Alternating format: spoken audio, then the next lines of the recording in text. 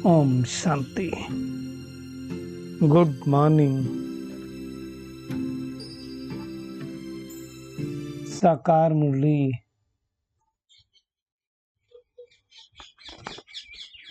4 अगस्त 2025। बाबा का मीठा मीठा पत्र हम मीठे मीठे बच्चों के मीठे मंथन के लिए। मंथन शुरू करने से पहले ज्ञान सूर्य शिव बाबा की लाइट और माइट भरी किरणों के नीचे बैठ जाते हैं और अनुभव करते हैं कि मैं लाइट स्वरूप माइट स्वरूप आत्मा हूं। आज की साकार मुरली फिर से दैवी गुणों के ऊपर आई है। दैवी गुणों मतलब धारणा के ऊपर बोल सकते हैं। बाबा कहता है कि तुम्हें बाप आया है किंग ऑफ फ्लावर बनाने। तो फ्लावर भी बड़े तरह अलग अलग तरह के होते हैं, है ना। कई बार बाबा फ्लावर के बारे में बताता है ना, कोई किंग ऑफ फ्लावर है, कोई मोतिया है, कोई आपका चमेली है, कोई चंपा है, सनफ्लावर है, कोई अक का भी होता है ना। तो हम उसकी गहराई में जाएंगे। और भगवान क्या कहता है, भगवान आकर के बगीचा स्थापन करता है और बगीचे में हमेशा फूल होते हैं। और बाकी अगर आप देखो, जहाँ कांटे होते हैं उसको फूल बगीचा नहीं कहा जाता, उसको जंगल कहा जाता है।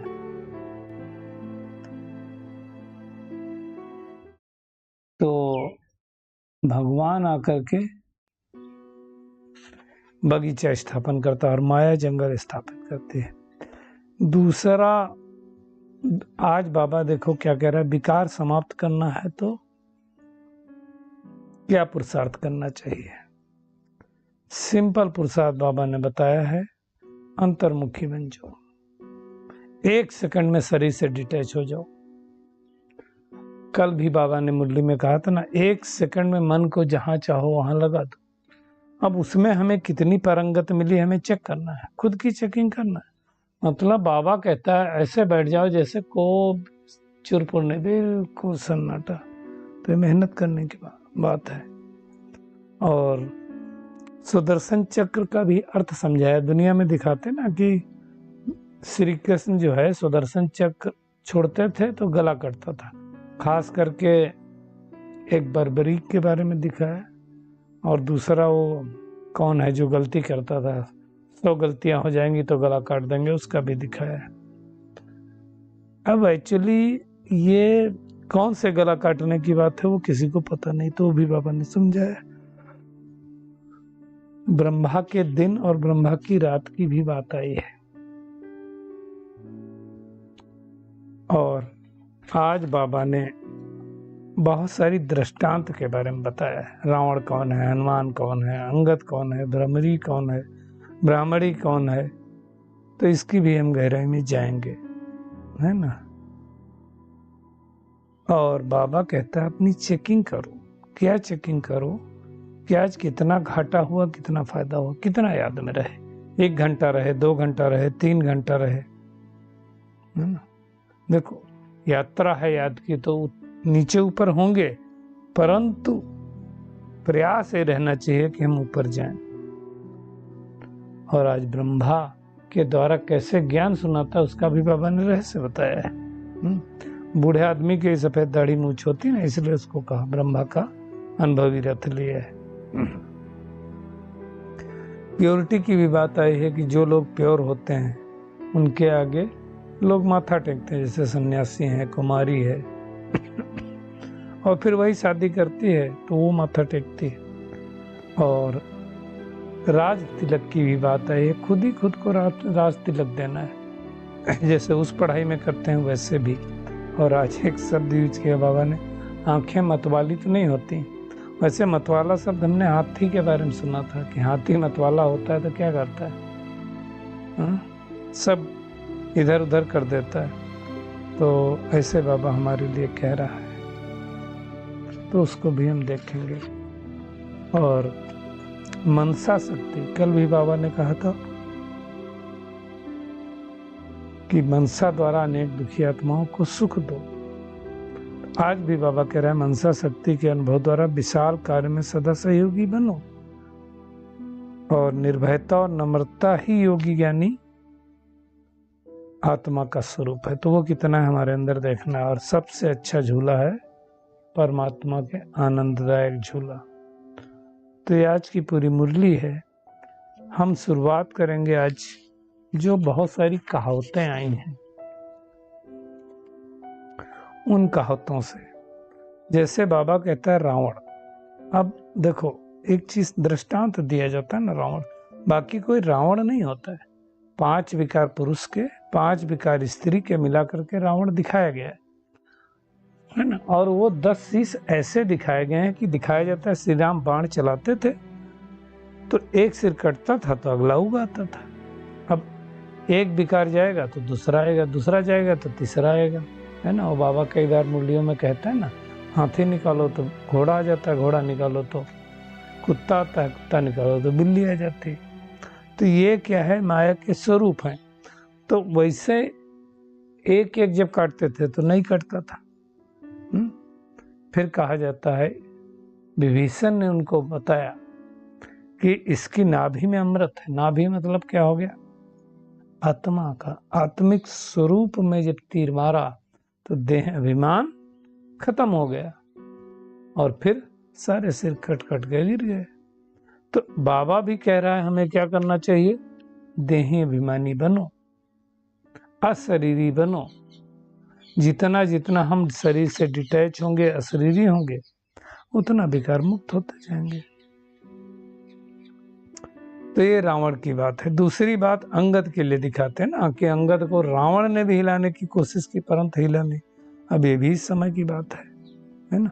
माया कितना भी हिलाए, हमें अंगद की तरह अचल अडोल बनना है। मतलब रावण है ना दिखाते हैं ना, तो वो कौन होगा, जो निश्चय बुद्धि होगा। जैसे उसमें दिखाते हैं ना कि रावण को अंगद ने चैलेंज कर दिया कि तुम अगर हमारा पैर हिला दोगे तो माता सीता आपकी, बगैर युद्ध किए श्री राम चले जाएंगे। अब ये छोटा मोटा चैलेंज तो है नहीं। अगर रियल में कोई हो और किसी की स्त्री के लिए आप ये चैलेंज कर दो तो बड़ी बात हो जाएगी, है ना। कहा जाता है जब वो वापस आए, हिला तो नहीं पाया रावण, तो उन्होंने कहा साथियों ने कि अंगद तुमने इतना बड़ा चैलेंज कैसे ले लिया, अगर हिल जाता तो बड़ा सुंदर जवाब दिया अंगद ने। देखिए भाई, पैर जमाना मेरा काम था, हिले ना हिले वो श्री राम का काम है क्योंकि उनकी स्त्री है। अब ये तो एक कहावत बना दी। बात ये है वास्तव में कि जब परमात्मा के ऊपर निश्चय होता है तो माया जो भी आएगी हिलाने के लिए वो हमें हिला नहीं पाएगी। तो स्थिर रहना है ना। फिर हनुमान की भी बात आई। हनुमान का जो पहले भी कहा गया, चर्चा हुई कि जो अनुमान, अभिमान और अनुमान और अपमान से परे हो, अनुमान भी न लगाता हो, अपमान भी फीलिंग ना होती हो और कोई अभिमान न हो, वो हनुमान है ना। भ्रमरी का भी दृष्टांत है। कहते हैं भ्रमरी एक होती है जो बिष्टा के कीड़े होते हैं, भू भू करके लाती है और फिर आप सामान उड़ने वाला बना देती है। तो भ्रमरी और ब्राह्मणी, जो बहनें समर्पित हैं उनको ब्राह्मणी कहा जाता है। तो बाबा कहता है तुम बिष्टा के कीड़ों को लाकर भू भू करके प्योर बना देते हो, तो उसके बारे में कहा गया है। और कछुए का भी दृष्टांत आ जाए। कछुआ मतलब जो अपनी इंद्रियों को समेट कर अंतर्मुखी होकर के बैठ जाए। आज अंतर्मुखता की बात आई ना वर्ल्ड में, तो कितना हम अपनी कर्मेंद्रियों को फैलाते हैं, कितना समेट के बैठते हैं। जब मर्जी आए तो फैलाते जाए, नहीं, समेटना सीखो। जहाँ जितना जरूरत है उतना देखो, जितना जरूरत है उतना सुनो, जितना जरूरत है उतना बोलो, जितना जरूरत है उतना कर्म करो। इसलिए बाबा कहता है ना, कर्म करो लेकिन अंतर्मुखी हो जाओ। ऐसा फील करो जैसे सृष्टि है ही नहीं, चुरफुर बंद हो जाती ना। और भक्ति मार्ग में क्या करते हैं, बाहर मुखी, है ना। भजन गाएंगे, गीत गाएंगे, डांस करेंगे तो बाहर मुखी। हंगामा करना मतलब यहाँ कोई हंगामा नहीं है। तो ये वाली हमको चेकिंग करना है, ये मेहनत है। इसके बारे में बाबा ने आज कहा कि जैसे सन्नाटा हो जाए, कोई चुरफुर नहीं, बिल्कुल मैं शरीर आत्मा भ्रकुटी सिंहासन पर विराजमान हूं, वो आना चाहिए। इसलिए तो बाबा कहता है शरीरी होकर के बैठो। और फिर क्या करो, सृष्टि चक्र को याद करो, 84 के जन्म को। कैसे मैं आत्मा सतयुग में थी, कैसे त्रेता युग में आई, और जब त्रेता युग में आई तो कैसी थी, फिर कब द्वापर में आई, कब कलयुग में आई, और कब संगम युग पर आई, है ना। बाकी ऐसा कोई नहीं है कि असुर को बैठा था और गला काट दिया। ये सब दृष्टांत बताया गया है ना। आसुरी विकार कहाँ है? हमारे अंदर। दैवी विकार कहाँ है? हमारे अंदर। तो बाकी ऐसा नहीं है कि श्री कृष्ण अहिंसा परमो धर्म और वो किसी का गला काटेंगे। अब उसका गड़बड़ क्या हुआ कि उसके कारण लोगों ने सोच लिया जब श्री कृष्ण ने हथियार उठाया था तो हमको भी उठाना चाहिए। तो ये सब बहुत बड़ी भ्रांतियां हो गई इसी बात को लेकर के, और फिर सच में बना दिया, है ना। पता नहीं किस किस को दिखाते हैं कि उनको मारा, उनको मारा, उनको मारा। तो ये सब एक्चुअली सुदर्शन चक्र से स्वमान्य होता है मैं आत्मा, मुझ आत्मा अपना दर्शन करने वाली, वही सुदर्शन चक्र है। शिशुपाल को भी दिखाते मारा, बोला 100 बार गलती करोगे। तो ये सब समझने की बात है। बाकी श्री कृष्ण किसी की हत्या नहीं करेंगे। तो मनुष्य सुदर्शन चक्र का अर्थ भी नहीं समझते हैं। भगवान आकर के समझाता है कि खुद का दर्शन करो, है ना। बाबा कहता है देखो भारत में बहुत सुख था, हम सब जानते हैं। सोने की चिड़िया थी, गीत भी बना, जहाँ जहाँ डाल डाल पर सोने की चिड़िया करती है बसेरा, वो भारत देश है मेरा।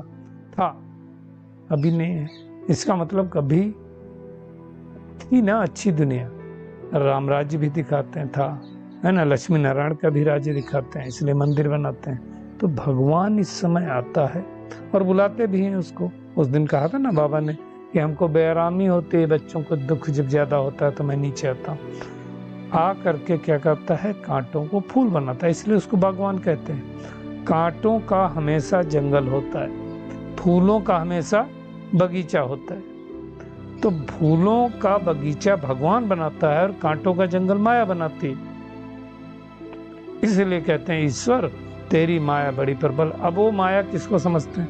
धन को समझते हैं। माया धन नहीं है, माया तो विकार है। तो किसी एक ने कह दिया तो बस उसी में घूमते रहते हैं, रिपीट करते रहते हैं तोताराम की तरह। तो ये सब बाबा बताता है खेल है ड्रामा का। आधा कल्प चलता है राम का राज्य, आधा कल्प चलता है रावण राज्य। रावण राज्य में दुख, राम राज्य में सुख। बाकी है न कोई प्रभु की माया है, माया तो रावण की होती है ना। तो अच्छी तरह से समझना। अब फूल भी बाबा ने आज कहा किस्म किस्म की तरह होते हैं। एक तो होता है किंग ऑफ फ्लावर, एकदम खुशबू, कोई बदबू नहीं, रंग रूप खुशबू सब कुछ अच्छी, है ना। मतलब मुझ आत्मा के अंदर से कोई बदबू न रहे, बुरे ख्यालात निकल जाएं किसी के प्रति। हमारी भाव भावना, कल कहा था ना, निमित्त भाव निर्माण भाव, है ना। निर्मल वाणी, निर्मल स्वभाव, ये सब होना चाहिए, है ना। भाव स्वभाव सब कुछ श्रेष्ठ होना चाहिए। माया के तूफान आए हिलाएं लेकिन हम हिले नहीं, ऐसे होना चाहिए। तो वो चेक करना है ना। अक के भी फूल होते हैं, टांगर के भी फूल होते हैं, चंपा के भी होते हैं, चमेली के होते हैं, कौन से फूल हैं वो हमें चेक करना है ना। और उसके लिए क्या करना पड़ेगा, बाबा को याद करना पड़ेगा। देखो बाबा क्या कहता है, शरीर निर्वार्थ भले कर्म करो, उनसे भी टाइम निकाल सकते हो। भोजन खाते समय भी बाप की महिमा करते रहो। बाबा कितने भाग्यशाली हैं। दुनिया में तो 2 वक्त का सबको भोजन भी नहीं मिलता। तो हाँ, एक्चुअली कृतज्ञता बहुत आवश्यक है, लेकिन कोई करता है कोई नहीं करता है। शुक्रिया शब्द हमें यूज करना चाहिए। जितना हम शुक्रिया शब्द यूज करेंगे, हर एक का शुक्रिया ना, सबसे पहले तो परमात्मा का शुक्रिया। कितने लोग सोते हैं, हम सुबह देखते हैं सुबह सो के जग ही नहीं पाते, सोते सोते हार्ट अटैक हो गया, तो जगह तो परमात्मा का शुक्रिया, हम उठ तो पाए, इसलिए शुक्रिया। हाथ पैर सब चल रहे हैं, इसका शुक्रिया। आंखों से देख सकते हैं, उसका शुक्रिया। भोजन खा सकते पचा सकते हैं, उसका शुक्रिया। तो कितना शुक्रिया अदा कर दें। किसी ने आपकी कोई हेल्प की, उसका शुक्रिया। ग्रेटिट्यूड जिसको बोलते हैं। शुद्ध ऑक्सीजन मिल रही है, कितना शुक्रिया। अभी हॉस्पिटल में जाओ, सिलेंडर वाली ऑक्सीजन लगा देते हैं तो उसका कितना चार्ज करते हैं। भगवान तो कुछ चार्ज करता नहीं, और जिस दिन भगवान चार्ज करना चालू करे तो हम उसका बिल ही न दे पाए। तो ये सारी चीजें हैं। बाबा कहता है बाबा को याद करने से भोजन खाओगे तो भोजन भी पवित्र हो जाएगा। तो चेकिंग करनी है हमको, है ना। आज बाबा देखो भोजन के ऊपर भी कहा कि कई लोग बाजार में चने देखते हैं तो दिल होती है, कई की दिल होती है, फिर खा लेते हैं। ब्राह्मणी के बारे में भी बाबा ने कहा, किसी भाई के साथ जाती है, कहेगा भाई चना खाओगी, कहेंगे नहीं खाएंगे। अरे एक बार खाने से क्या होता है, तो क्या कई लोग खा भी लेते होंगे शायद, बाबा को इसलिए कहना पड़ा। तो कुल मिला करके हमें कंट्रोलिंग पावर, रूलिंग पावर चाहिए अपने अंदर। चेक करना। आज बाबा ने शब्द यूज किया मतवाला। कहीं आंखें मतवाली तो नहीं होती है, हमने देखा था हाथी मतवाला होता है। बिगड़ैल हाथी होता है, मतवाला हो गया तो फिर किसी के कंट्रोल में ही आता है। कहते हैं उसके महावत के भी कंट्रोल में नहीं आता है। महावत उसको कहता जाता है जो हाथी को देख रेख करता था, उसको चलाता था, पालता था, है ना। तो ऐसे बाबा कहता है कि आंखें अगर मतवाली हो गई तो कुछ भी देखेंगे खा लेंगे, जो नहीं खाना चाहिए वो खा लेंगे, मतलब कंट्रोल नहीं रहता है। तो हमें अपने अंदर कंट्रोलिंग पावर, रूलिंग पावर ले करके आनी है, ये मेहनत करनी और याद की यात्रा पर जाना है ना। देखो उतरना चढ़ना तो बाबा कहता थोड़ा होगा, बस देखो आज 3 घंटा याद किए, 2 घंटा याद किए, वो चेकिंग नहीं करेंगे तब तक पता नहीं चलेगा। तो वो हमें देखना है। देखिए सर्वगुण संपन्न हमें बनना है, खाली देवताओं के आगे जाके महिमा नहीं गानी। कई इतने लोग गाते हैं आप सर्वगुण संपन्न हो, ओम जय जगदीश रे वाली आरती में आता है ना, विषय विकार मिटाओ, पाप हरो देवा, मैं मूर्ख तू खल कामी, ऐसा बोलते हैं, है ना। तो कब, क्योंकि हम पतित हैं। कुमारी को भी देख लो, अब पावन है तो सब उसके माथा टेकते हैं। सन्यासी पावन बनते हैं तो उनके माथा टेकते हैं। कुमारी जिस दिन शादी कर लेती क्या होता है, अगले दिन से माथा टेकना चालू करती है। तो सारा मदार प्योरिटी के ऊपर है। इसीलिए देखो मस्तक पर तिलक लगाते हैं, है ना। और वो जो तिलक लगा के आते हैं, आजकल तो सभी लगा लेते हैं, पहले पवित्र रहते थे वही तिलक लगाते थे। तो आत्मा का ज्ञान रूपी तीसरा नेत्र मिलता है। इसलिए बाबा ने आज कहा आप ही अपने आप को रास्ते लग दो। मान लो पढ़ाई होती है, मेरे को इंजीनियर बनना है, मेडिकल डॉक्टर बनना, IAS बनना है, मेहनत कौन करेगा, टीचर थोड़ी कृपा करेगा। टीचर कृपा कर दे तो सब बन जाए ना, ऐसे बाबा ने एग्जाम्पल दिया आज। तो ऐसा नहीं है, मेहनत हमें खुद करना, खुद ही खुद को रास्ते लग देना, है ना। नहीं तो सबके ऊपर कृपा हो जाए तो सब पास हो जाएंगे। तो वो हमें अच्छी तरह से देखना है। पत्थर बुद्धि और पारस बुद्धि की भी बात आई है। पत्थर बुद्धि होंगे वो गिरती कला में जाएंगे, पारस बुद्धि होंगे चढ़ती कला में जाएंगे। भगवान हमारे लिए सौगात लेके आया है तो हमें वो मेहनत करनी है। फिर शांति की दुनिया तो आ ही जाएगी। अब सतयुग में तो 9 लाख होंगे तो वहां तो शांति ऑटोमेटिकली होंगी। कोई और धर्म ही नहीं है तो 2 ताली कहाँ से बचेगी। आज का वरदान भी बहुत अच्छा है। मनसा शक्ति के अनुभव द्वारा विशाल कार्य में सदा सहयोगी भव। देखो, प्रकृति को, तमोगुणी आत्माओं को, वाइब्रेशन को परिवर्तन करना है।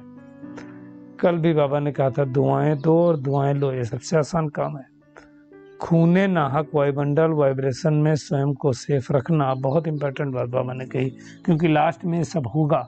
उस समय अगर आपकी मनसा शक्ति पावरफुल नहीं होगी, वाइब्रेशन नहीं आप अच्छे दे पाएंगे, तो आप सेफ नहीं रहेंगे। अन्य आत्माओं को सहयोग देना, नई सृष्टि में नई रचना का योग बल से प्रारंभ करना, इन सब कार्यों के लिए बाबा क्या कहता है? मनसा शक्ति की आवश्यकता है।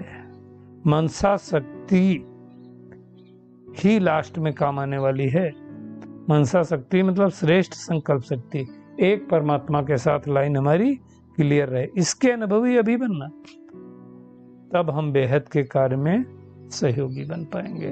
तो चेक करें मेरा मनसा शक्ति कितनी पावरफुल है। मनसा शक्ति करने बैठता हूँ तो इधर उधर की बातें तो नहीं याद आती हैं। और निर्भयता और नम्रता ही योगी व ज्ञानी आत्मा का स्वरूप है। हम कितना निर्भय हैं, कितना नम्र है, वो चेक करना है। और परमात्म प्यार ही आनंदमय झूला है। इस सुखदायी झूले में झूलते रहो तो सदा परमात्म प्यार में अलोलीन रहो, तो कोई भी परिस्थिति और माया की हलचल आ नहीं सकती है ना।